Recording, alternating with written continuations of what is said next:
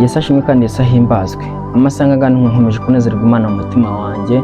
Nzanywe no kukubwira ijambo rivuga ngo kirageze ko wishingikiriza ku Mana aho kwishingikiriza ku bantu. Igihe kirageze cyo guhamagara Imana aho guhamagara abantu. Kandi ikindi gihe kirageze cyo kugira ngo umenye yuko Imana ikorera mu bantu. Bishatse kuvuga ngo bishatse kuvuga ko ibyo byose bikorana ubwenge. Wahamagara Imana, wakwinginga Imana, waba uri mu bihe bikomeye bitakoroheye, ugomba guhamagara Imana, ahubwo Imana ikagureza inzira nziza kuba y'abantu ugomba kuba wakoresha, kuko tuzi neza ko Imana iri muri twebwe. Imana ni njyewe, Imana ni wowe, yaba uri umuhungu, yaba uri umukobwa, yaba uri umusaza, yaba uri umukecuru, Imana iri muri wowe. Rero nta handi Imana izacira gukora imirimo yayo, izaca muri njyewe inama.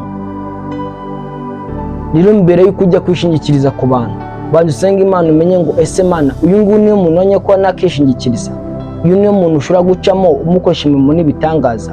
Niyo mpamvu bajya bavuga ngo gira neza ineza uzayisanga imbere. Tuzi abantu benshi bajya doreza ubuhamya bakatubwira ukuntu bakuze, bagakura ari abantu badafatika, bagakura abona ko nta cyerekezo, ariko ngo bari ahantu heza. Bishatse kuvuga ngo uriya muntu ureba ukabona nta shusho afite, ukabona ntahari, ukabona ntahazagera, uriya muntu ugomba kumusigasira, kuko we never know.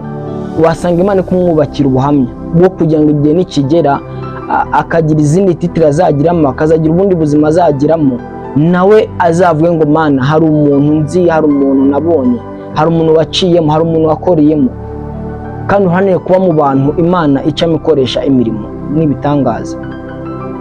Birashoboka ko waba utazi gusenga ngo uvuge mu ndimi, birashoboka ko waba utazi guhanura, ariko birashoboka ko Imana yaba yaraguhaye umutima mwiza kuba wafasha. Birashoboka ko Imana yaba yaraguhaye impano yo gusengera abantu for no reason, nyine igihe kikagera ukumva wasenga. Rero aho waba uri hose ukumva mu mutima hajemo gusenga, senga Imana, yinginge, yihamagare, sabira abantu umugisha.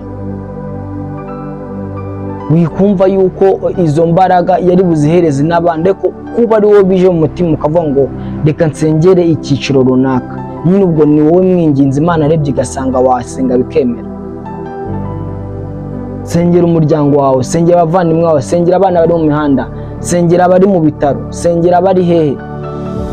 Haleluya. Imana ikomeze iganze mu mutima yanyu, Imana ikomeze kubagira neza, Imana yubakira amashimwe, Imana ibahe guca bugufi mu mitima yanyu, Imana ikomeze kubagira neza uko bwije n'uko bukeye. God bless you. Imana ikomeze kubagira neza. Ni Voice of Hope 250, yaba ari kuri YouTube, yaba ari no ku zindi mbuga zose, ni Voice of Hope 250.